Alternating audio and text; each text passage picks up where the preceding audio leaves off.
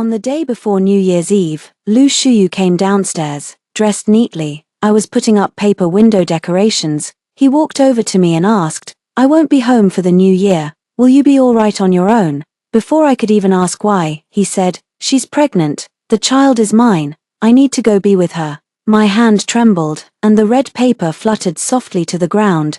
"Why did you have to tell me now, of all times?" Looking at his silent, unresponsive face. I knew our marriage was over. I forced the words out, my voice strained. "Lu Shuyu, let's get a divorce. Ali, haven't I been good to you? Why do you want a divorce?" Even the most even-tempered and rational person would find it hard not to crumble upon hearing such words. I grabbed the ashtray from the coffee table and hurled it at him. Why, you're with another woman, Lu Shuyu. How dare you ask me why? Don't you think this is absurd?" Lu Shuyu didn't dodge.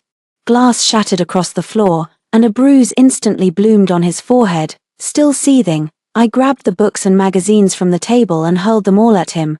Lu Shuyu didn't even flinch, standing straight and unwavering. In the end, I even smashed my favorite vase. The flowers inside were ones I had just picked from the garden this morning. Lu Shuyu is a very aloof person. Before we got married, the room's decor was all in cool tones. It felt utterly devoid of life. Every week, I buy some flowers from the florist to decorate the room, adding a touch of warmth to the space. After we got married, I meticulously oversaw the entire villa's renovation, hiring a designer and personally selecting and arranging every single item, big and small. It was once the warmest home, a place that belonged only to us. Now, it lies in complete disarray, destroyed by my own hands. Lu Shuyu stared at me quietly, as if looking at a madman, his gaze strange, exhausted from the outburst. I covered my face and crouched on the floor, weeping helplessly. Lu Shuyu walked over and stood before me. After a long while, he lifted me up from the floor, cleared a spot on the sofa, and had me sit down. He knelt before me, his eyes filled with tenderness, and gently wiped the tears from the corner of my eye with his thumb. "Ali, please don't, it hurts me to see you like this." Too, in his eyes, I saw my own reflection, blurred by tears and utterly disheveled. I froze for a moment. How did it come to this? I raised my hand to wipe the tears from my cheek, steadying myself. "Do you remember what you promised me? You said we'd be together forever, never leaving each other's side, growing old together. But Lu Shuyu, we've only been married for 3 years, and you've already betrayed me. Betrayed our marriage. How long have you two been together?" Lu Shuyu hastily averted his gaze, unable to meet my eyes. "It's been almost a year." Have they really known each other for that long? I dug my nails into my palm, my smile bitter. Why tell me now, of all times? Why not just keep it from me forever? Lu Shuyu sat in silence beside me, pulling out a lighter to light a cigarette. The smoke softened the sharp lines of his profile. "I don't want to lie to you. Don't want to lie to me." What a sanctimonious, hypocritical thing to say. If you don't love me anymore, you could have just told me honestly. We could have gotten a divorce. I'm not the type to cling on desperately, yet he had to go and have an affair. She's in her early 20s, young and sweet, not like you. She never turns down the things or money I give her. She's affectionate, loves to dote and be doted on. As he spoke, a flicker of light seemed to enter his eyes, only to fade when his gaze returned to me. "But, Ali, you don't know how to do any of these things. It makes me feel like there's a distance between us. I am your husband, after all. I'm supposed to be the closest person to you. But, Lu Shuyu, this is just who I am, a rather dull person with a cold temperament. The environment I grew up in and the dynamics within my family are what shaped me into this kind of person. I'm not the type to act cute or ask for favors. I even keep a mental tally of everything, even with those closest to me. I'm trying to change, learning to lean on him. But I needed him when I was in the hospital after the accident. He was the one I called. Where is he? Sweet and sour pork ribs on Mondays, Wednesdays, and Fridays, scrambled eggs with tomatoes on Tuesdays, Thursdays, and Saturdays. Honestly, I'm so sick of it, so weary of this bland, lukewarm existence. I don't get it. The table is full of dishes, only 1 or 2 of these are my favorites. The rest are all his. Why are you so fixated on these 2 dishes? Ali, you're like a bowl of plain kanji, bland to the taste, yet a pity to waste. But she's different, she's like a piece of candy. And I'm willingly lost in her sweetness. A tender, sweet smile curled at the corner of Lu Shuyu's lips. That girl had quite the nerve. She invited me to the amusement park and headed straight for the haunted house. Hands on her hips, she declared she wasn't scared, but once inside, she got so frightened she jumped into my arms and begged me to hold her. That day, the girl's heart was pounding so fast, thump thump thump, she wrapped her arms around my neck, her face flushed, and boldly kissed me. I should have refused, but I didn't. Stop it. My heart ached until it went numb. I was on the verge of breaking down. Ali, Lu Shuyu, I'm begging you, please stop. 3. A deathly silence fell over the living room. Lu Shuyu's phone rang. He pulled out his phone, glanced at me, and answered the call right in front of me without a second thought. A girl's sweet, cooing voice came through the receiver. I'm hungry. When are you coming back? Hungry. The moment Lu Shuyu looked over, I practically jumped to my feet and started rummaging around. Both the baby and I are hungry. Wait for me. I'll come over and get you both fed. A chill ran through my entire body as I pressed my hands hard against my head. What am I looking for? My phone. Right, my phone. What if I miss an important work message? What if I miss an important call? Be good, sweetheart. Listen to me. I'll be there to be with you soon. I love you, honey, more. I desperately tried to block out all the noise from the outside world. How I wished I were deaf. But there was none. Lu Shuyu's light, cheerful voice washed over me like a tide. It wasn't until I had drawn blood from my clenched palm that I gradually calmed down. I didn't notice when Lu Shuyu had ended the call and walked up behind me. They're waiting. I should go. I'll talk to my mom and sort it out. If you don't want to go to the old house tomorrow, you can just stay here. He paused. Then added, should I call the housekeeper back to keep you company for the new year? On second thought, maybe not. Tomorrow's New Year's Eve, everyone should be with their family. Lu Shuyu was talking to himself, so he knew tomorrow was New Year's Eve. A time to be with family. Then what am I to him? Just a complete stranger. Is that it? I picked up the kettle and poured myself a cup of hot water. The warm liquid flowed down my throat, dispelling half the chill in my body. Lu Shuyu, I want a divorce. In the entryway, Lu Shuyu paused as he was putting on his shoes. I promised I'd be good to you for the rest of my life. Ali, if you're willing, you'll always be Mrs. Lu. We can go back to how things were before. And what about her? I'll buy a villa for her to settle in outside the city. She won't come here to bother you. For Lu Shuyu is gone. I was left all alone in the living room, surrounded by the wreckage. Before leaving, Lu Shuyu came over and wiped away my tears. With the same lips that had kissed me 1,000 times, he spoke words that cut me deep. Ali, be a good girl and listen. She won't compete with you for anything. I numbly walked up the stairs and returned to my room. I gazed at our wedding photo.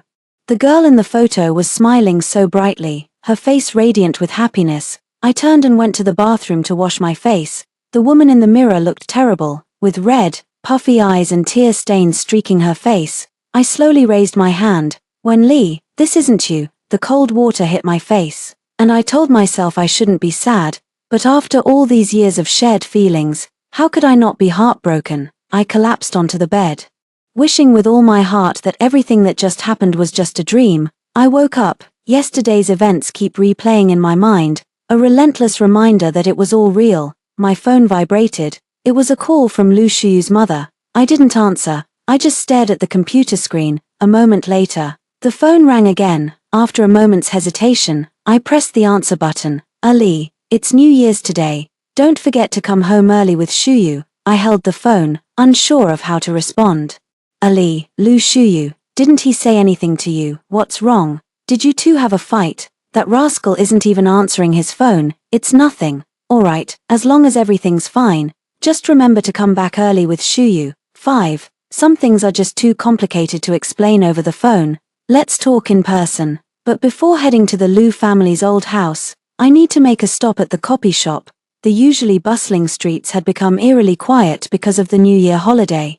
I tried several shops, but they were all closed. The biting wind howled against me, and I instinctively pulled my coat tighter. Just when I thought I was out of luck, I spotted a copy shop that was still open. It suddenly occurred to me that maybe my luck wasn't so bad after all. The shopkeeper asked me what I needed to print and if I required any assistance. I smiled politely and said no, thank you. The shopkeeper paused for a moment, probably wondering who on earth comes to print divorce papers during the New Year holiday. He then quickly bound the documents and handed them to me. She said Happy New Year to me. My hand froze as I was about to pay. Up until now today, she was the first person to wish me a Happy New Year. Not even my family, not even Lu Shuyu, had sent their wishes. My eyes suddenly stung with tears. Happy New Year, I said. Stepping out of the shop, I tilted my head back and let out a sigh. I slipped the documents into my bag and then dialed Lu Shuyu's number. Are you heading back to the old house? He's in the shower and can't come to the phone right now. Is there something I can help you with? Miss Wen, I can pass on a message. It wasn't Lu Shuyu who answered the phone, it was his kept mistress. The words were dripping with pure provocation. Please tell Lu Shuyu that his mother wants him to come home. 6. Arriving at the Lu family's old house. I found Mother Lu in the kitchen preparing ingredients. I walked in, carrying my things. Why are you back alone? Where's that rascal Shuyu? I had no answer for the elderly couple's question. Shuyu's busy. He'll be over later. Still so busy during the New Year holiday. I told that rascal to come home early. I'd like to see just what's keeping him so busy. Mr. Lu took out his phone, ready to call Lu Shuyu. I didn't stop them, nor did I care. I just turned and went to help in the kitchen. Mr. and Mrs. Lu are usually very good to me, and today is Lunar New Year's Eve. After all, there's no need to make everyone unhappy. The matter between me and Lu Shuyu can wait for another day. I waited all afternoon, but Lu Shuyu never showed up. As dusk was falling, we had just sat down and were about to eat. Then, Lu Shuyu returned. But he wasn't alone. Mom, Dad, I'm home. Lu Shuyu held a gift in one hand and the girl's hand in the other. He probably thought I had said something to Mr. and Mrs. Lu. The sound of fireworks bursting outside the window rang out at just the right moment. It was as if they were also celebrating that Lu Shuyu and she were finally together. The sound of the fireworks faded. Mr. and Mrs. Lu exchanged a look, and they could naturally sense something was different. Do you have any idea what time it is? You finally decided to come home. Mrs. Lu's gaze swept indifferently over the girl beside Lu Shuyu, on such an important day as today. How could you bring an unrelated outsider home? Perhaps startled, the girl instinctively leaned closer to Lu Shuyu. Lu Shuyu frowned as he looked at me, as if he didn't want to see me. A few seconds later, he smiled and raised their intertwined hands. He said, Mom, Dad, she's not a stranger. Her name is Yi Xinyu. We're together. Those words sent shockwaves through the room. I was left sitting there, utterly mortified. Old man Lu slammed his teacup down on the table. You little brat. Your wife is right here. Do you have any idea what nonsense you're spouting? 7. Lu Shuyu lowered his gaze, hesitating for a moment. Who hasn't been young and impulsive, and who says a person can only love one person in their entire life? He looked at the girl with deep affection and said firmly, Xinyu and I are truly in love. This is serious, not a joke. That sounds so familiar. Back then, Lu Shuyu's parents were fine with us dating, but they didn't approve of us getting married. They said marriage isn't just about two people, it's about two families. The Lu family is one of the prominent, wealthy clans in Shenzhen. They would much prefer that Lu Shuyu marry a young lady from a family of comparable standing, someone who could help elevate his career to the next level. My own family background is a complete mess. I'm a child abandoned by my parents, with absolutely no one to back me up. I have only myself to rely on. Mom, Dad, my feelings for Ali are genuine. Ali. Don't even think about running away. You don't have to do a thing. Just leave it all to me. I'm only asking you not to pull back. Alright. In that moment, I was the only one in his eyes. He was such a deeply devoted, sincere, and wonderful man. I couldn't bear to let him face it alone. I refused to be a burden to him. To hold him back. During that time, I worked my fingers to the bone, determined to prove myself to Mr. and Mrs. Lu. Even without a privileged family background, I could still be of help to Lu Shuyu through my own abilities. In the end, I made it. But Lu Shuyu, you've made me lose completely now. Father Lu's hands trembled with rage as he pointed at his nose and cursed, You unfilial son, are you trying to be the death of me? Then, he raised his hand and slapped Lu Shuyu hard across the left cheek. Mrs. Lu's heart ached at the sight of the blood at the corner of her son's mouth, and she hurriedly grabbed hold of Mr. Lu. She said coldly to Lu Shuyu, Shuyu, what are you still standing there for? Get on your knees and apologize to your father at once. Seeing this, Yi Xinyu immediately stepped in front of Lu Shuyu. Uncle, Auntie, please don't blame Shuyu. This is all my fault. Since when do outsiders get a say in our family's affairs? 8. Mrs. Lu looked the girl up and down. You're so young. And you seem to come from a decent family. Do you even know the meaning of propriety and shame? You could have done anything respectable. Why did you have to stoop to something so disgraceful? Yi Sinyu's eyes welled up with tears, on the verge of crying from Mrs. Lu's harsh words.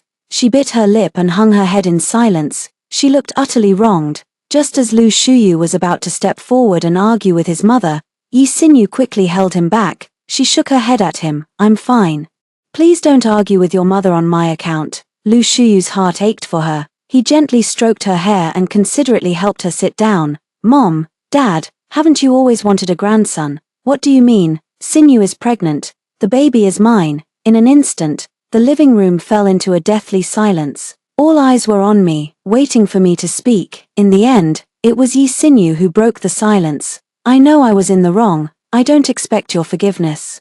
She placed a hand on her stomach and looked at me. I never intended to compete with you for anything, much less the title of Mrs. Lu. I just love Shuyu too much. All I want is to safely give birth to our child. I know Miss Wen can never have children again. If you're willing, once the baby is born, I can let you raise him. You would be his real mother. How considerate. I could practically hear the abacus beads clicking in her head. If Miss Wen doesn't want to see me, that's fine. I can leave. I don't want to cause any trouble between you and Shuyu, and I certainly don't want him to fall out with Mr. and Mrs. Lu because of me. 9. My hand moved of its own accord, instinctively reaching for my stomach. There was a time when a baby grew here. If the baby had lived, it would be several months old by now. A tragic car accident took my child and left me physically unable to ever conceive again. Lu Shuyu said he never really wanted children. He wanted it to be just the two of us forever. I always knew he was lying. He loved children. Now, he's finally gotten his wish. Mrs. Lu sighed, her demeanor shifting completely from a moment ago. No matter what, the child she's carrying is still a descendant of our Lu family. Ailey, look, how about we let her have the baby first? If you're not comfortable with it, his father and I can raise the child ourselves. Mr. Lu said. Ailey, even though Shuyu has wronged you in this matter, he's our only son. The Lu family line must continue. Lu Shuyu looked conflicted. If you're not willing, we can get a divorce. Right now, I feel like an unlit lamp in the dark. All eyes are on me, waiting for me to shine, waiting for me to take a stand. Looks like we won't be having this New Year's Eve dinner after all. I calmly stood up from the chair and took off my apron. All right, it's your call. Lu Shuyu's pupils contracted slightly, as if surprised I would agree. Mr. and Mrs. Lu praised me for being understanding and a good wife. I didn't respond. Instead, I turned around, took the divorce papers from my bag, and handed them to Lu Shuyu. Let's get a divorce. You should marry her. Lu Shuyu didn't take it. His gaze was profound and fixed on me, his eyes seeming to hold 1,000 unspoken emotions. Have you made up your mind? I've already signed. I hope you'll sign it soon too, so we can proceed with the formalities. I simply placed it directly on the table, without bothering to see their expressions. I picked up my bag and walked straight out. 10. New Year's Eve was so lively. Not only were fireworks lighting up the entire city, but Shenzhen also saw its first snowfall. I reached out and took it, a snowflake landing in the palm of my hand. The chill seeped into my very bones. So intense it sent an involuntary shiver through me. The revelry was theirs. The loneliness and the cold were mine alone. Ailey, it was Lu Shuyu who had followed me out. I composed myself and turned around. Just give me a little time. I'll move out as soon as I can. He stood tall and straight, about 5 paces away from me, the dim glow of the streetlight falling across his face. It softened the sharp angles of his features. After a long silence, he finally managed to croak out a single word. I'm sorry. What's the use of sorry now? It's too late for that. I broke my promise. I betrayed your trust. I can't give you the love you want. I can't give you the future you deserve. I'm such a bastard. I'll sign the divorce papers. Good. I was about to turn away when Lu Shuyu called out to me. Ali, what kind of compensation do you want? A car, a house, or money? Whatever you want. If it's within my power to give, I'll do everything I can to make it up to you. I watched the snowflakes drift through the night sky, suppressing the ache in my heart. I want the largest harborfront villa in the city center. All right, can you give me 50% of the shares in your company? Can you hand over 100 million in assets? Lu Shuyu looked at me. If you ask for it, I'll give you anything. I asked him with a bitter laugh. Do you really think all the pain you've caused me can be fixed with money? He said, all I can give you is money. And what if I asked you to leave with nothing? The air around them seemed to freeze. Lu Shuyu frowned, standing ramrod straight. After a moment of silence, he said, Ali, I'm sorry, I can agree to all the previous points.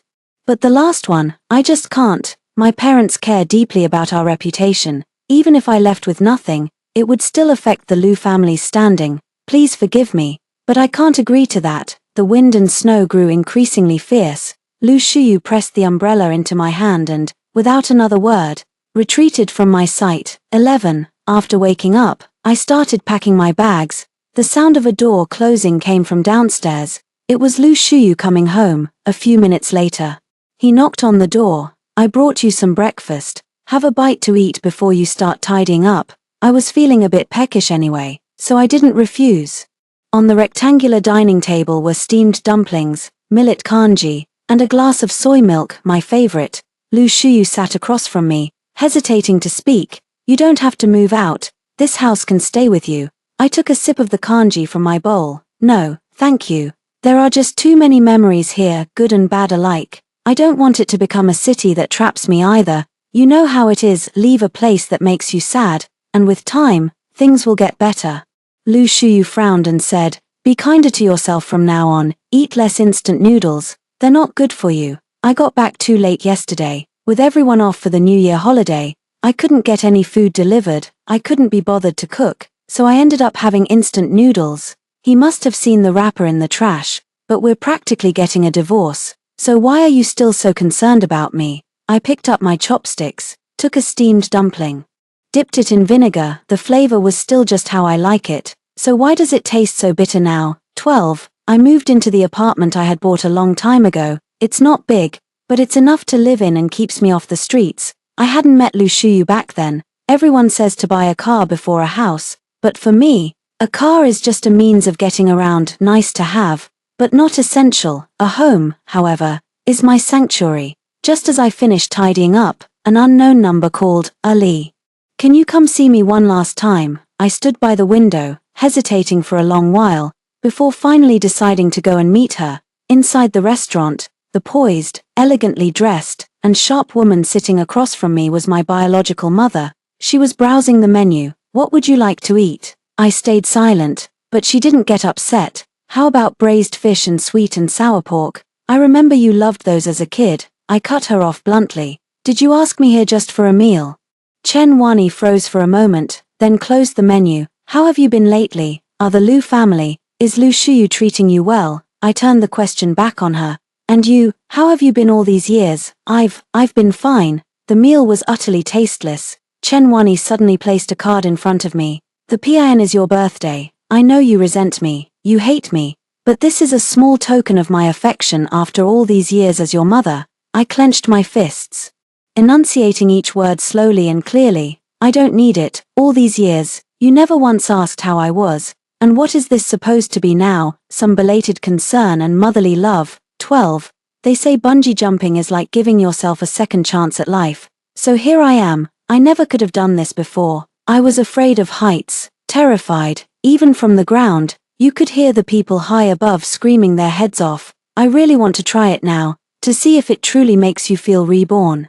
The wind was strong on the bungee platform, and the view was spectacular. After the safety checks were done, I closed my eyes and jumped before the staff even started the countdown. The wind howled in my ears as I plummeted downward. It felt like I was falling into a bottomless abyss. After a brief moment of weightlessness, I was launched back up with immense force. As I reached the peak of the bounce and began to fall again, I was certain I was going to die. I mimicked their screams, wildly unleashing my pent-up emotions. After the bungee jump, I did not feel reborn. People always hope for a sudden, profound enlightenment to change their fate. In reality, activities like travel or bungee jumping only offer a brief taste of freedom and relaxation. How can one easily achieve profound enlightenment without having endured hardship, struggled in the mire, or wept through the night? Everyone wishes for a smooth and easy path in life. Yet no one's journey is ever truly free of hardship. 13. I had just gotten home in the evening when the call from the hospital came. Miss Wen, your mother is critically ill. We need you to come to the hospital as soon as possible. The phone clattered to the floor with a thud. Stumbling my way to the ward, I found Chen Wani lying in the hospital bed, her face deathly pale beneath an oxygen mask. I stood in the doorway, barely recognizing her. She had been perfectly fine just a few days ago. Ali. What are you doing here? Her attitude suddenly turned cold. Go away, I don't want to see you, I don't need your pity. I walked over and sat down. If the hospital hadn't called me, do you think I'd be here? I resented her, I hated her, for abandoning me all those years ago, but I never wanted her to die. In that moment, I realized I hadn't hated her for a long time. That old thorn in my heart has long since dissolved. Chen Wani spoke, her voice hoarse. I never once thought of abandoning you. Ali, back then, when your father refused to let me have you, I fought with him hysterically. I screamed and argued, but it was no use. When I calmed down, I realized your father was right. You would only suffer if you stayed with me. I had just lost my job. What did I have to support you with? And if I worked, I'd have no time to care for you. Your father was different. He had a stable income. I thought you'd be much better off with him. In the end, I gave in and agreed to send him child support every month. I came back for you. He absolutely refused to let me see you. Later, when your father married someone else, I wanted to take you away. But when I saw you, you said you hated me, that you never wanted to see me again. All these years, I've only dared to steal a glance at you from the shadows. That's because I thought you had abandoned me, that you didn't want me anymore. I didn't know it was like this. If I could do it all over again, I would take you with me. A tear of regret traced a path down her cheek as the heart monitor emitted a piercing, flatline shriek. Through my own tears, I managed to smile and whispered, I stopped hating you a long time ago, Mom. But she couldn't hear me, not anymore. I slumped by her hospital bed, weeping uncontrollably like a child. 14. The phone rang again and again. It was Lu Shuyu calling. I didn't answer. There's nothing left for us to talk about. That day at the hospital, I saw him. To be precise, it wasn't just him. Mr. and Mrs. Lu were there too, along with Yi Xinyu. They were all there to accompany her for her prenatal checkup, hovering around her like she was the most precious treasure, terrified that some clumsy fool might bump into her. Not like me, when I was in a car accident, miscarried, and was wheeled into the operating room. There wasn't a single person by my side. I even had to sign the consent forms myself. Through the excruciating pain. And where was Lu Shuyu at that time? I don't know either. I couldn't even get through to him on the phone. He didn't arrive at the hospital until the next morning. He knelt by my hospital bed, slapping his own face, saying he shouldn't have drunk so much. He shouldn't have been absent at such a critical time. Maybe he was fooling around with Yi Xinyu that night. For all I know, the phone rang insistently. This time, it was an unknown number. I answered it. Lu Shuyu's voice came through, low and slurred from drink. Ali, where are you? Why aren't you back yet? I'm drunk, and I'm craving your sweet rice ball soup. Ali, will you make me some? A few seconds of silence. Ali, why are you ignoring me? I gazed at the night scene outside the window.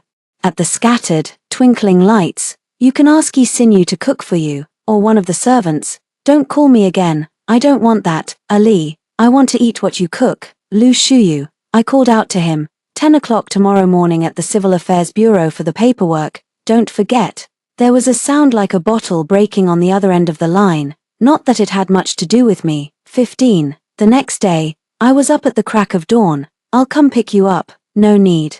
Lu Shuyu didn't give me a chance to refuse before hanging up the phone. He arrived quickly, just as he had done countless times before. He considerately opened the car door for me, placing his hand against the frame to shield my head.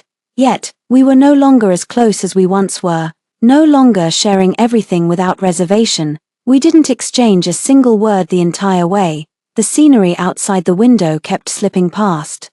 There were very few people at the Civil Affairs Bureau there to file for divorce, but we still had to wait a while. The moment the seal was stamped, Lu Shuyu and I were no longer husband and wife. Stepping outside, I saw a newly engaged couple walking hand in hand to get their marriage license, and for a moment, I was lost in a daze. Lu Shuyu and I had once entered this place with the same hopeful anticipation, only for our marriage to end in failure, bringing us back here to dissolve our union.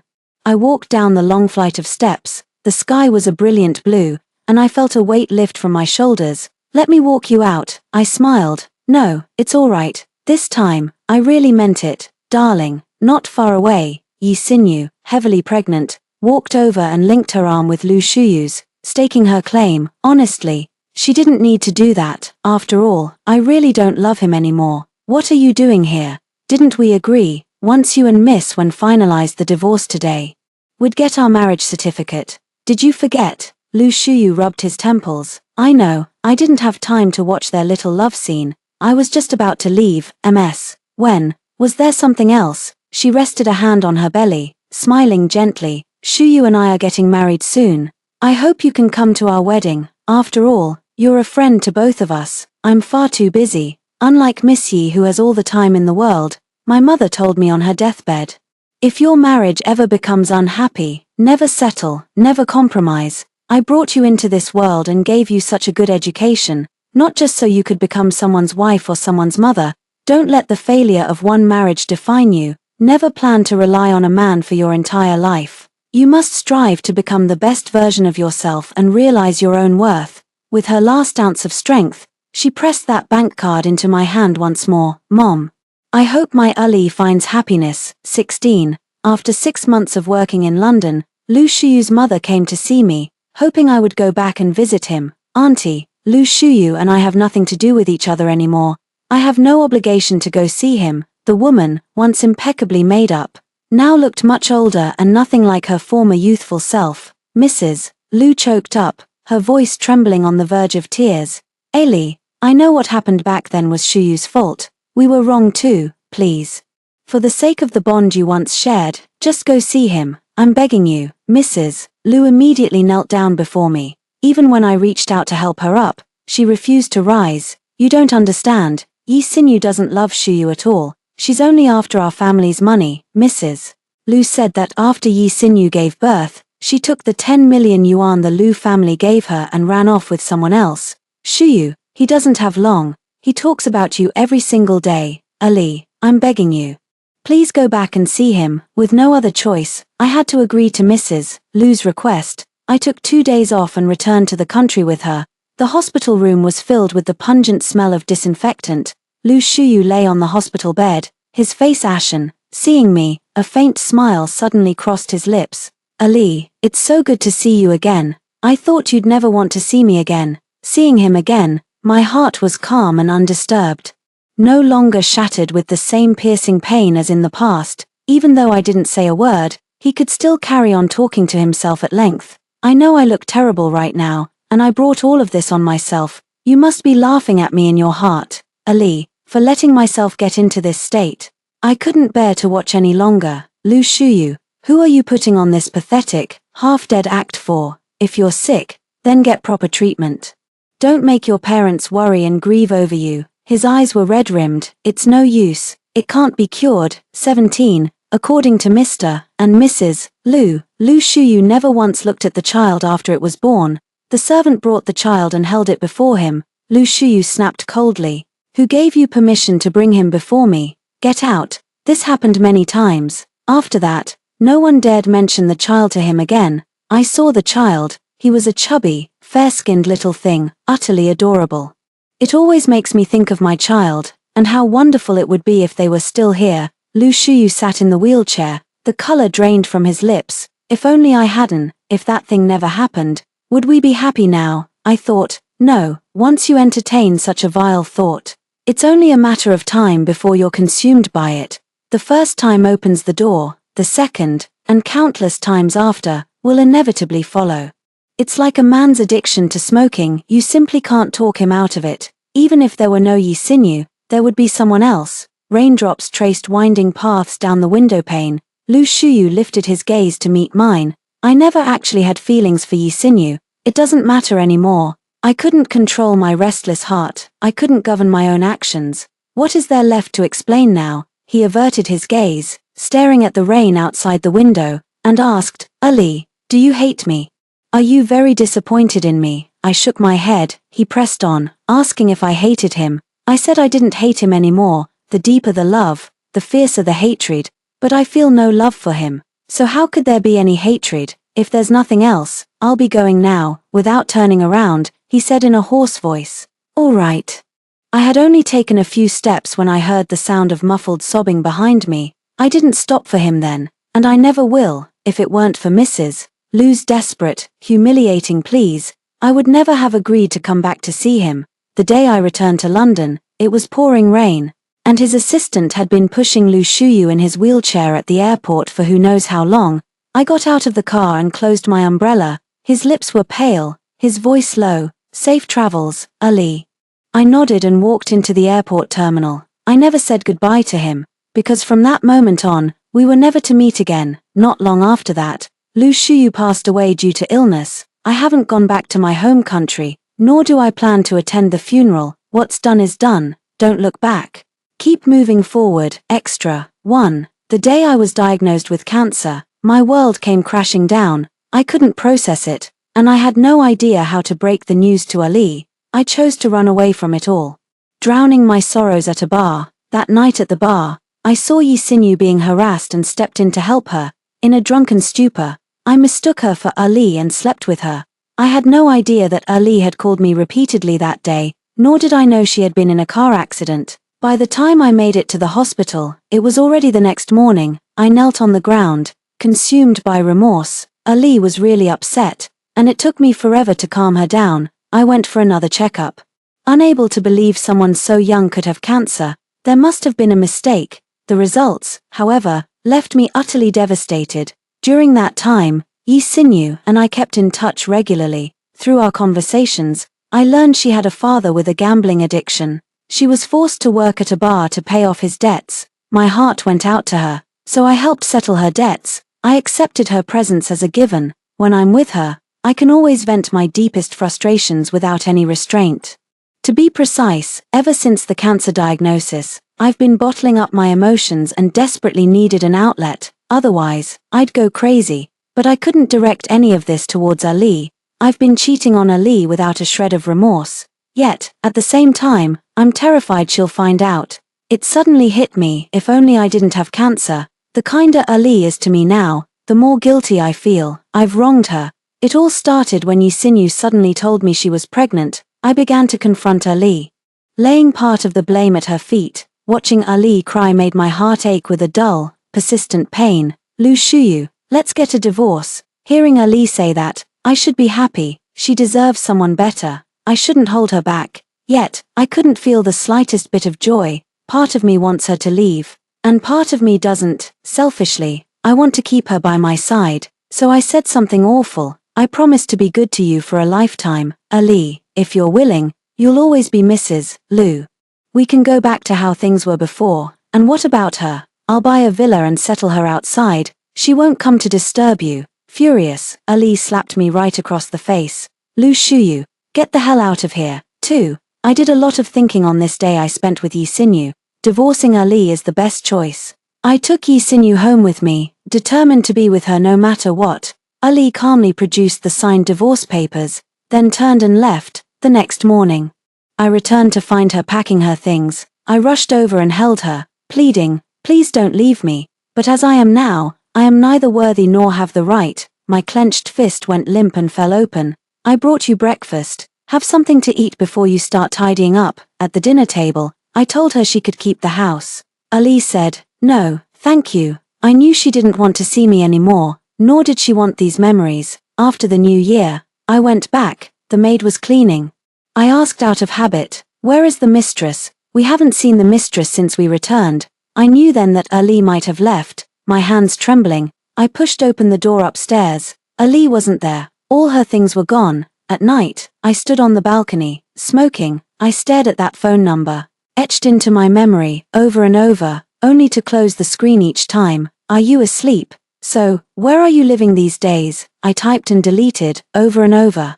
But never sent a single message. I closed WeChat and lit one cigarette after another. During the day, I carried on as if nothing was wrong, going to see Yi Xinyu as usual. After all, the child she's carrying is mine. It's a Lu. I'm my parents' only son. They've always wanted a grandson. And now they're finally getting one. 3. Yi Xinyu gave birth to the child. Knowing I was dying of cancer, she's no longer gentle and kind. Her true colors are showing and she's acting like a shrew. I was so glad to have met you, to be carrying your child and marrying into a wealthy family. But who could have known you'd be dying? I'm still so young. I don't want to be left a grass widow. Lu Shuyu, how is this fair? You gave Wen Li most of your assets in the divorce, but I bore you a son and got nothing. Not even a wedding. It's what I owe her. Yi Sinyu's eyes were filled with hatred as she questioned him hysterically. What about me, Lu Shuyu, in the end? The only one you've ever loved is Wen Li. With a hoarse, dry voice, I said indifferently, you're not even worthy of a single strand of Ali's hair. I only married you because of the child you're carrying. I never loved you. Yi Sinyu lost control. She swept everything off the nightstand onto the floor, smashing the glass of water in my hand along with it. Lu Shuyu, you hypocrite. Your illness is your just desserts. I closed my eyes, unwilling to look at the madwoman before me. If A Li were here, she wouldn't act like this. A Li would cry, her heart would ache for my illness, and she would take meticulous care of me. The assistant pushed the door open and entered. I propped myself up to sit, gesturing for the assistant to hand that card to Yi Sinyu. There's 10 million in here. You can go now. Yi Sinyu was filled with resentment, yet she still took the bank card. Everyone thought Yi Sinyu had run off with the money and another man. No one knew I had her sent to a psychiatric hospital under a new name. Ever since we were together, it was jewelry, villas, whatever she wanted, I gave it to her. I even helped pay off her father's debts. How could she not know to behave herself? How dare she have the nerve to ask me for 200 million? She deserves a miserable end, just like me. It would be better if she went mad. Then, after I'm gone, she wouldn't trouble my parents. That child doesn't need a mother like me anyway. The Lu family will give him the very best of everything. Racked with illness, every day is a living hell. Fortunately, fate hasn't been entirely cruel to me. In my final days, I got to see A Li one last time. She's still as beautiful as the day I first saw her at that banquet. It's just that she seems to have truly let go, to have stopped loving me. I remember how much effort it took to win her over, and then the immense struggle to finally bring her home as my bride, to make her my wife, Mrs. Lu Shuyu. We could have parted in a far more dignified way. I was utterly bewitched. Choosing to be unfaithful, choosing this despicable way to wound her so deeply. Lu Shuyu, it was you. You are the one who lost her with your own hands. You have no one else to blame. All of this now is your just deserts. I gave a bitter smile. Fine, perhaps it's for the best to let go. My Ali was always meant for a better life. The end. Story 2. Ju Yaro made a bet with his friends and pulled out the ventilator of my sister who was bedridden. They watched with smiles as my sister struggled on the bed and bet on how long she could hold on. But my sister could no longer hold on. She struggled for 5 minutes and finally died of asphyxiation. When she died, her eyes were wide open, and there were crisscrossed tear stains on her face. I held my sister in my arms and called Ju Yaro, crying to question him. But he asked me excitedly, "How long did your sister hold on? If it's more than 5 minutes, I win. You can't make me lose face." I clenched my fists so tightly that my fingernails almost dug into my flesh, and I wished I could tear him apart on the spot. My sister passed away, and I had no more attachment to Ju Yao. But later he begged me to stay while crying. What a joke. There is a human life between us, so how could it be so easy to turn back? Hello, everyone. Welcome to my channel. Subscribe us to read wonderful novels every day. Now the story begins. It was already 2 days later when I buried my sister. I used my remaining rationality to entertain the friends who came to offer their condolences, but I fell apart after everyone left. From beginning to end, Ju Yao never called me again. He was busy holding a celebration banquet in the villa with his rich second-generation friends. A project worth 2 billion yuan was enough for Ju Yao to gain a firm foothold in the Ju group. It's ridiculous to say that I worked hard to negotiate this order, but all the credit was attributed to Ju Yao. They all praised Ju Yao for his ability to keep such a lucky general as me. At this moment, the villa was brightly lit, as if it were daytime. No one remembered that in the dark corner, my sister had lost her life. When they were in high spirits from drinking, everyone's face was filled with indulgence in pleasure, without a trace of unease or guilt. Ju Yao held a shiny pigeon egg diamond ring and put it on Chu Yu's ring finger for his childhood sweetheart. Chu Yu raised her hand with a happy face and kissed Ju Yao's lips. The crowd cheered and screamed, urging them to kiss more passionately. I watched all this as a bystander, and my eyes became hot. I don't know who was sharp-eyed and noticed me standing at the door. He awkwardly called out, "Sister-in-law, Jiang Chun." The words took a turn in his mouth, and he forcibly swallowed the sister-in-law that was almost blurted out. The frown on Ju Yaro's face relaxed a little, and he turned his head to look at me indifferently. "You don't even participate in the celebration banquet. Are you already starting to be arrogant and take credit for yourself?" Before I could accuse him of being unclear with other women as my boyfriend, he started to criticize me. Chu Yu took Ju Yaro's arm and nestled on his shoulder. "Don't blame Jiang Chun. She comes from a humble family and can't show up in public. She must not be used to this kind of occasion." "Yes, I come from a humble family, and so does my sister, but even small people should not be insulted and made fun of at will," I sneered. "Yes, you come from a noble family, and you are an upper-class person. Does being an upper-class person make you so great? Is this what upper-class people do, hugging and kissing shamelessly?" Perhaps because I was usually too rational and calm, as soon as the words came out, a trace of surprise flashed across Ju Yaro's face, followed by deep disgust. "Jiang Chun, don't go too far." Chu Yu also had an injured expression. "Yes, why are you so fierce? Yaro and I didn't mean anything by it. We just thought it was fun." "Fun? Is it fun for my boyfriend to kiss another woman in front of me? Is it also fun to pull out my sister's ventilator and let her die of asphyxiation? Is it as fun for them to watch other people's pain as it is to crush an ant?" My heart was overwhelmed with pain, and it was almost impossible for me to control my expression. Chu Yu looked complacent, as if she suddenly remembered something.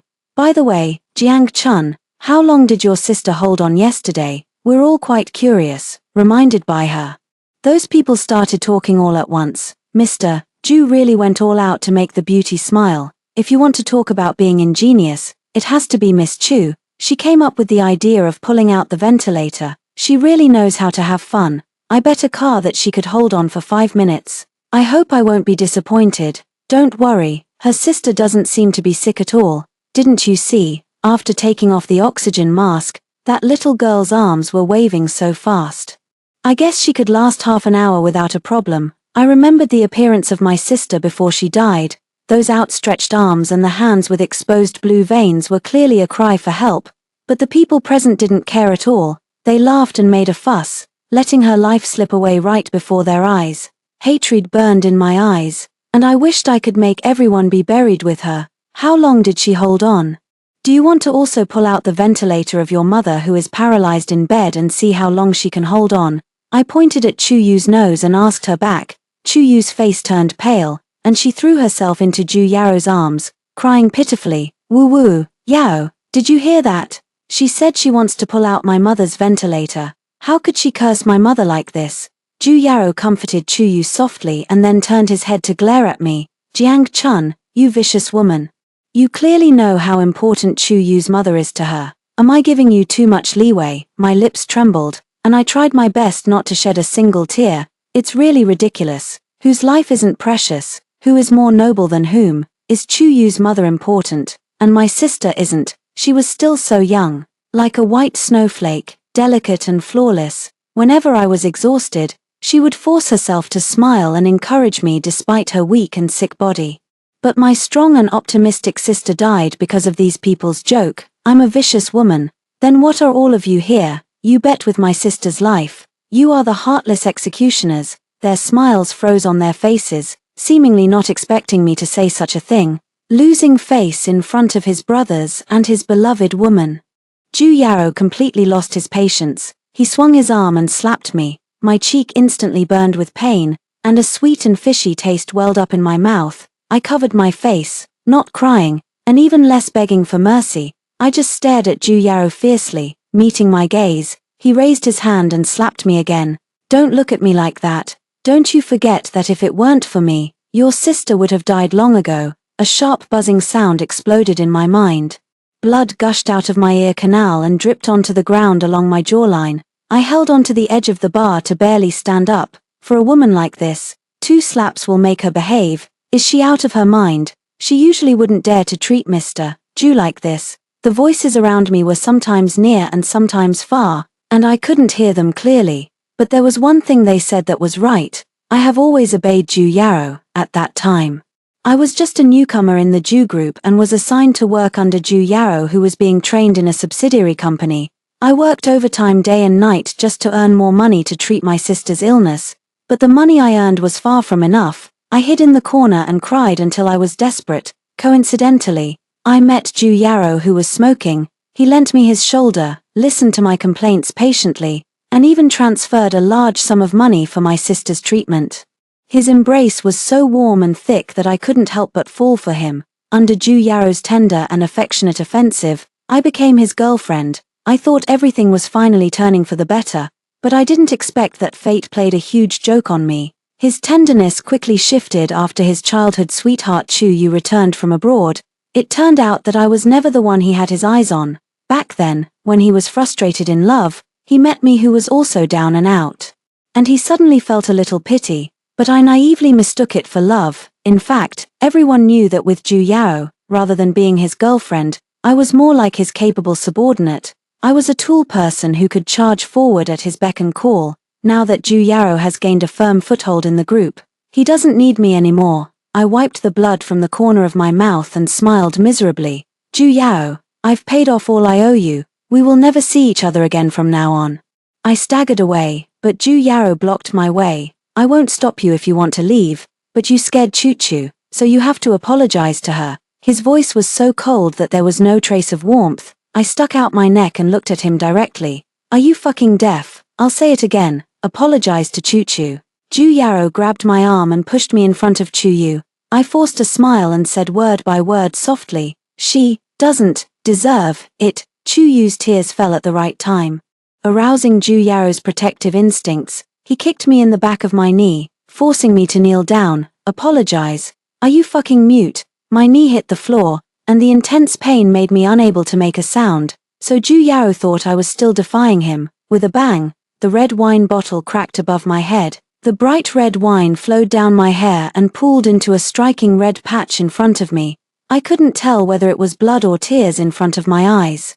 I just felt it was very painful. The pain spread from my head to my heart. I felt so sick that I retched, but I couldn't vomit anything. I just pressed my chest futilely. Seeing my appearance, a brief look of pity flashed across Ju Yao's face. Then he returned to his indifferent expression. He panted heavily, threw away the broken glass bottle, and pointed in the direction of the door. Get out now, you, and your sickly sister, never appear in front of me again. You don't need to say that, Ju Yao. I've already seen you clearly. Every time I interact with you, I feel extremely disgusted. I forced myself to stand up, dragged my injured leg, and limped out. From beginning to end, I never looked back. Jiang Chun, Ju Yao's voice sounded behind me. What do you think you're doing leaving by yourself? Do you want to leave your sister here so you can find an excuse to come back? I paused but didn't pay attention. Only you would come up with such despicable means. Don't worry, I won't come back again. My sister, she's already gone. Ju Yao appeared at the door one step ahead of me and crossed his arm in front of my eyes. Explain what you mean. What do you mean she's gone? Chu Yu covered her nose, gave me a look of disgust, and pulled Ju Yao back. Yao, why do you care so much? It's just a little trick of a girl. Where else could her sister be if not at your place? That sickly girl. Would you believe it if she said she went shopping in the mall? She sneered. Ju Yao was skeptical and glared at me, threatening me with his index finger. Jiang Chun, you'd better not play tricks on me, or you'll end up in a very miserable situation. As if to reassure himself completely, Ju Yao picked up his phone and dialed the number of the old house. Help me check where Jiang Chun's sister is. If she's at home, carry her out immediately and throw her by the roadside. There was a moment of silence on the other end of the phone, and the nanny's voice was a little choked up. Mr. Ju Jr., Jiang Wei has already passed away. What did you say? Ju Yao roared in disbelief. Say it again, who exactly is dead? But no matter how much he roared, the answer on the other end of the phone remained the same. He called everyone like a madman and finally confirmed the news of my sister's death. Mr. Ju Jr., Miss Jiang Wei indeed died of asphyxiation. It was Miss Jiang Chun who took care of her sister's funeral alone. I called you, but I couldn't get through no matter what. It's you. You've been holding my phone all the time. That's why I didn't answer the butler's call. Ju Yao roared and pointed at Chu Yu. Chu Yu's face turned pale with fright, and her voice was filled with sobs. Yao, I didn't mean to. I just didn't want anyone to spoil our time together.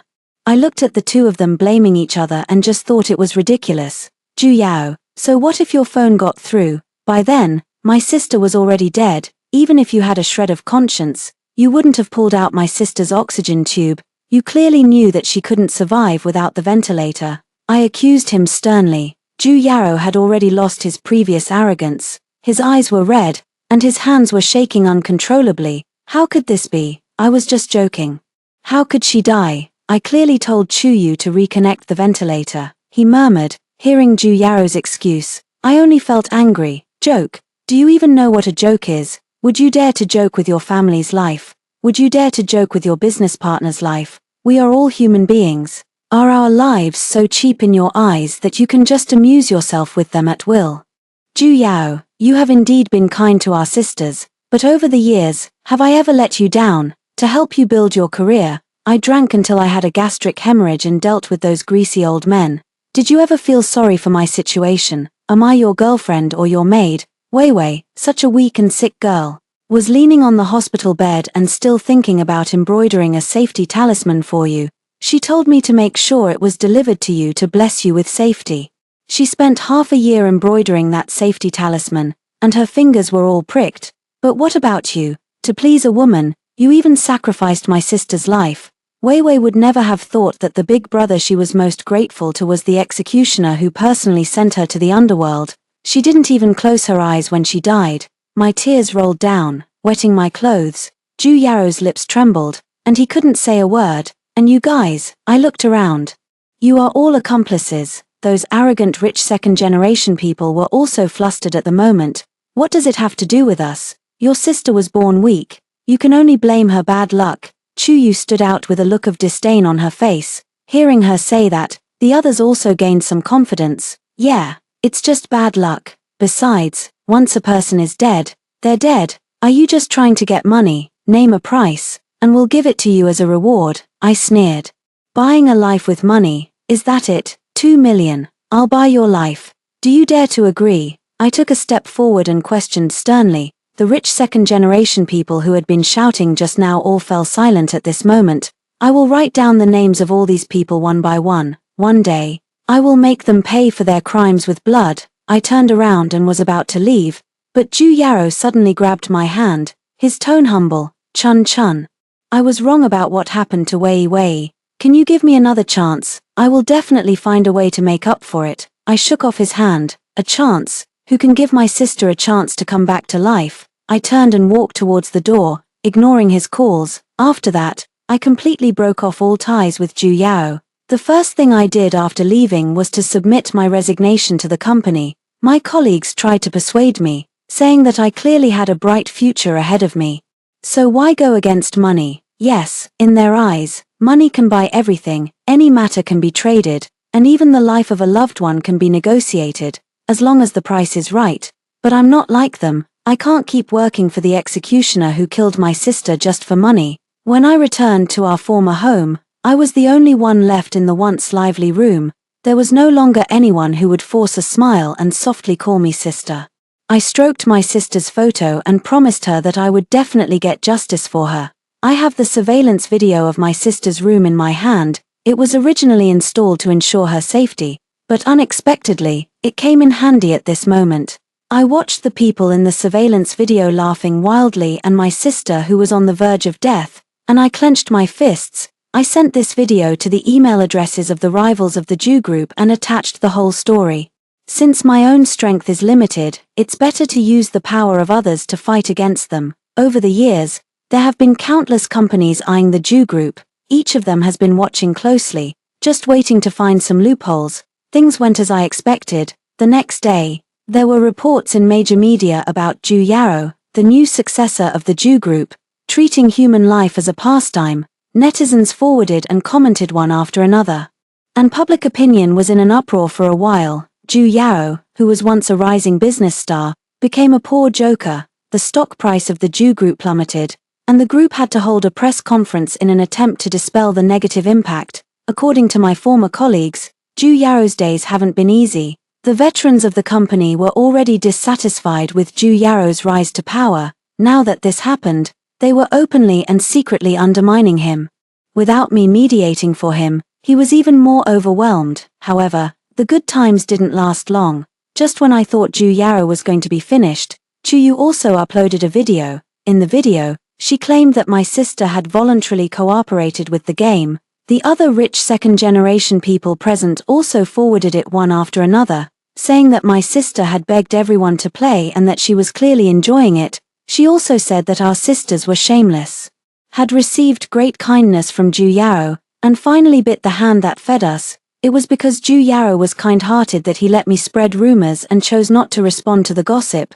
That night, this video with the theme of the contemporary farmer and the snake climbed to the top of the trending searches. At the same time, a large number of netizens flooded into my personal media homepage. The comment section was immediately overwhelmed by negative comments. I knew that poverty breeds evil ideas. Some people from the lower class are just born to be lowly and evil. It turns out that I wrongly accused Mr. Ju Jr. I really want to get up in the middle of the night and slap myself. Let's bid for this slanderous slut. The one with the lowest price gets it. More unbearable comments scrolled through the screen one by one. My personal information was exposed, and someone even posted my home address, accurate down to the house number. This kind of organized and premeditated online violence, who else could it be but Ju Yaro's group? But unfortunately, I won't back down. For my sister's sake, I must fight to the end. I knew that people could be influenced by public opinion, but I never expected that there would really be people who would voluntarily be the lackeys and enforcers of the rich. The next day, there was a girl wearing a mask waiting on the path I had to take when going out. She threatened to tear me apart to vent her anger for Ju Yaro, but before she could take action, she was dragged away by the police. The person who called the police turned out to be Ju Yaro. I didn't want to get entangled with him, so I turned around and planned to leave, but Ju Yaro chased after me and grabbed my wrist to stop me from leaving. In just a few days, he seemed like a different person. His eyes were sunken, and he had a stubble beard. He looked a bit lost and downcast. I guess the turmoil in the company had given him a big blow. He held my hand tightly, using all his strength. Chun Chun, don't avoid me, okay, look at me like this. Don't you feel sorry for me? I laughed out of anger. Mr. Ju, you really think too highly of yourself. To be honest, even if you were to die in front of me now, I wouldn't even bat an eyelid. Once, the slightest thing about him would make me extremely worried, and his emotions were the vein of my actions. In order to make him happy, I could even endure it when he and Chuyu showed their affection openly in front of me. But now I don't love him anymore. Not only do I not love him, but I also wish I could tear him to pieces with my own hands. The only thing I care about regarding him is hoping that he will die soon. Ju Yaro looked at me in disbelief, his expression pained. Chun Chun, I know I'm sorry for you, so I deserve whatever you say. I just hope that for the sake of our years of relationship, you can give me another chance. Only today did I realize that the person I love is you, but I just didn't want to admit it. As for Wei Wei, I can buy her a top-notch graveyard and invite a master to pray for her to help her reach the Western Paradise as soon as possible. I interrupted him hoarsely. Don't mention Wei Wei, you don't deserve it. Ju Yaro was startled by me and looked up at me cautiously. Now that she's gone, what's the point of doing all these things? Is it to ease your own guilt? Ju Yaro, listen carefully. I want you to be unable to find peace every time you think of what you've done in your dreams at midnight. Ju Yaro hung his head deeply, his face full of panic and helplessness. Then tell me, what exactly do I have to do for you to forgive me? What should I do to make up for my mistakes? I chuckled and leaned closer to his face. Then just go and die. Then I turned around and went upstairs. I know he doesn't have the guts to die. A rich person like him values his own life more than anything else. Chuyu's video was still hanging on the internet, and the attacks and abuse against me never stopped. For a while, my sister's death fell into a Rashomon situation. However, there were also some sensible netizens who asked in Chuyu's comment section why she took the initiative to attack me. Obviously, this matter had little to do with her, and it was aimed at Ju Yaro. Chuyu resumed her calculating and affected manner, saying that she just couldn't stand my behavior and didn't want a good person to be wronged, so she chose to stand up. Chuyu was good at bewitching people, and quite a few people believed her words. Just when I was racking my brains to think about the next countermeasure, things took a turn for the better. 3 days later, a netizen with the nickname Momo posted a surveillance video. The screen showed the corridor outside my sister's room in the Ju family's old house. In the video, Ju Yaro told Chu Yu to ask the maid at home to help reconnect my sister's ventilator. Chu Yu agreed on the spot, but she stood in front of the door for a long time and never took any action. As soon as the video was posted, it once again sparked a big online discussion. Some sharp-eyed netizens sorted out the timeline and restored the whole story. Ju Yaro and the others pulled out my sister's ventilator for a bet. But later, Ju Yaro had a change of heart and asked Chu Yu to reconnect the ventilator.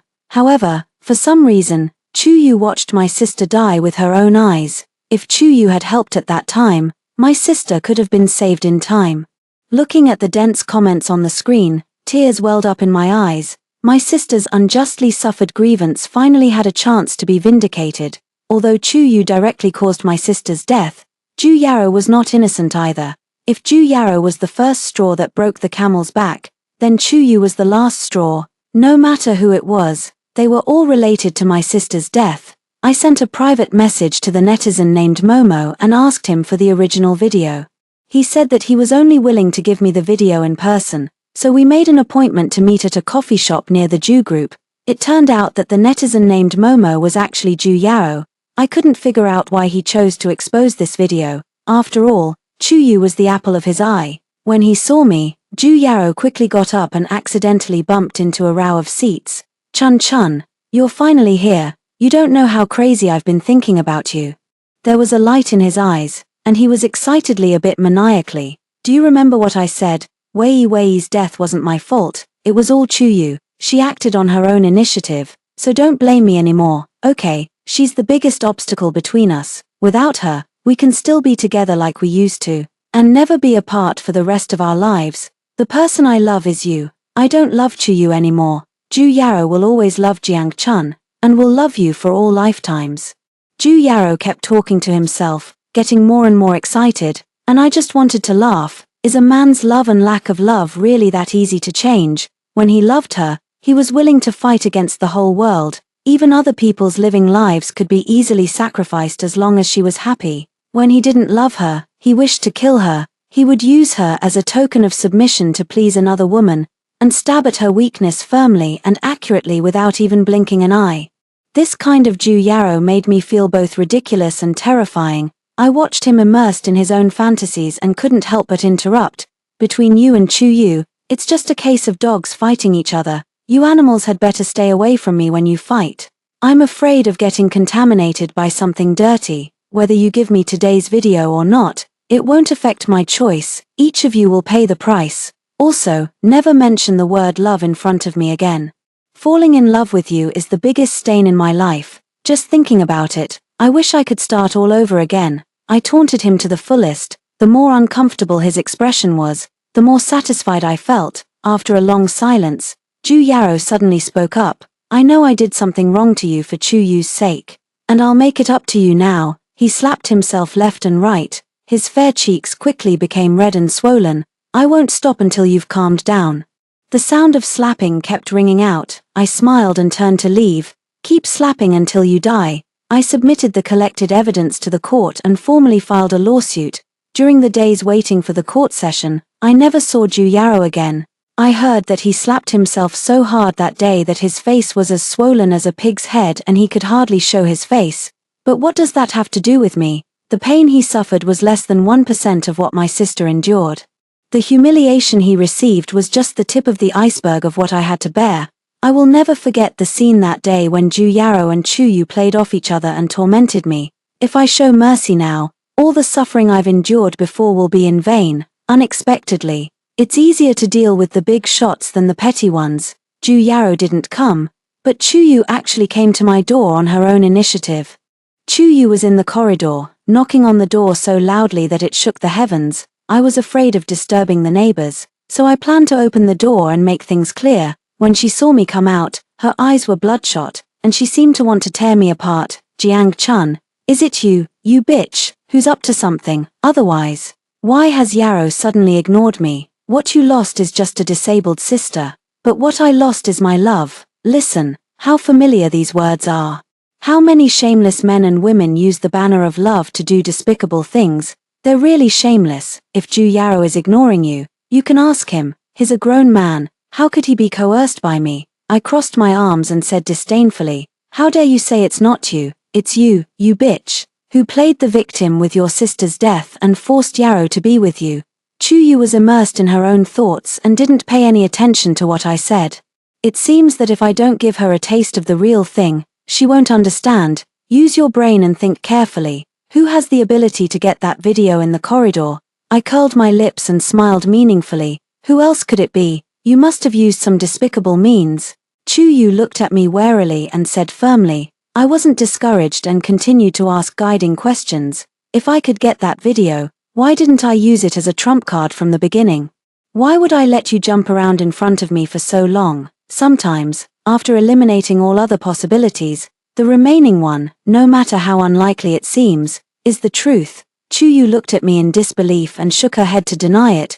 It's impossible. How could it be Yao? It's absolutely impossible. On the surface, she didn't believe it, but her heart was already wavering. Don't believe it. If you don't believe it, then go and ask Ju Yao to clarify it. The next time I heard news about Ju Yao and the others was from a former colleague. Sometimes I can't help but sigh that God is really a good screenwriter. Although I didn't wait for the judgment of justice, their ending was much worse than I had expected. That day, after meeting me, Chuyu went directly to Ju Yao. She questioned Ju Yao whether he was the one who released the video. Ju Yao didn't deny it. Instead, he said a lot of things to provoke her. He resolutely told Chuyu that there was no possibility between the two of them. Not only was there no possibility, but he also wanted to drag Chuyu along to atone for my sister's death. Chuyu never expected Ju Yao to have such an attitude. The reason she returned to the country this time was that the capital chain of her family's business had problems. Her mother couldn't bear the blow and had a cerebral hemorrhage on the spot. Chuyu regarded Ju Yao as her last straw and tried to get the support of the Ju group by clinging to him. Even hurting Wei Wei was something she had planned in advance, because if I didn't give up on Ju Yao, she would never have a chance to take the upper hand. Only if I left on my own initiative could she firmly secure the position of Mrs. Ju. Unfortunately, all her painstaking efforts came to nothing. The two of them argued more and more fiercely, and somehow they started fighting. As a result, by accident, they both fell off the high platform. Chuyu hit the ground with the back of her head and died on the spot. Although Ju Yao's life was saved, he became a vegetative state, and it's uncertain whether he will wake up one day. After hearing this news, I specifically went to my sister's grave and told her everything. The deceased is gone forever, but seeing the bad guys get their comeuppance can also comfort my sister's spirit in heaven. As for those rich second-generation people who made the bet together that day, they were just superficial and incompetent people with money. Karma comes back around, and everyone can't escape their destined fate. Some of them became destitute after squandering their family fortunes, and some ended up in prison after going too far. Over the years, I have witnessed those who once bullied my sister receive the punishment they deserved. The judgment of justice will come sooner or later. And we all need to be more patient. Epilogue, Ju Yao's perspective. I always thought that what I had with Jiang Chun wasn't love, because it all came too easily. I just comforted a vulnerable girl and gave her a sum of money, and she was willing to give everything to me. She worked overtime like crazy. For a small project, she could go without eating or sleeping for days and nights. She cared about my health more than her own. She could work with a high fever of 40 degrees Celsius. Her eyes red from the fever and her throat as hoarse as sandpaper, but if I coughed, she would feel sorry for me and drive me home to rest. With her around, I never had to worry about anything going wrong with the company. In fact, it was quite nice at the beginning, but as time went by, I started to get bored. The love in my ideal should be challenging. Just like me and Chuyu, we played a cat-and-mouse game for several years, but until she went abroad, she never gave me a definite answer. The more she didn't say it, the more I liked her, and I liked her so much that it was almost crazy. Later, Chuyu really came back to the country. The moment I saw her, I regained the feeling I had back then. I wanted to break up with Jiang Chun directly, but I couldn't find a suitable reason. Moreover, she had a high prestige in the group. It wasn't a wise choice to break up with her voluntarily at this time. But what if she brought it up herself? Then everything would be logical. So Chu-yu and I openly showed our affection in front of her and went in and out together without any scruples. But besides remaining silent, she neither cried and made a scene nor caused any trouble. Looking at her submissive appearance, I became even more irritated. I would rather she pointed at my nose and scolded me, and then broke up with me. But I didn't expect that one day, Jiang Chun really broke up with me. To make Chu-yu happy, I caused the death of Jiang Chun's sister, for the first time. I saw deep despair and hatred in her eyes. I panicked. After she left, I realized belatedly that the person I really couldn't live without was her. I tried all kinds of ways to win her back, but she ignored me. It turned out that she could give me love easily, and she could also take it back easily. I thought I was in a dominant position in the relationship, but now I understand that it was because she was willing.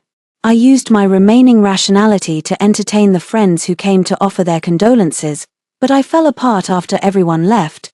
But now she isn't willing anymore. She even thinks it's dirty to look at me. My career has collapsed, and my love life has also failed. I suddenly felt like I had become an empty person and couldn't find the meaning of my existence. That day, when Chu-yu came to me,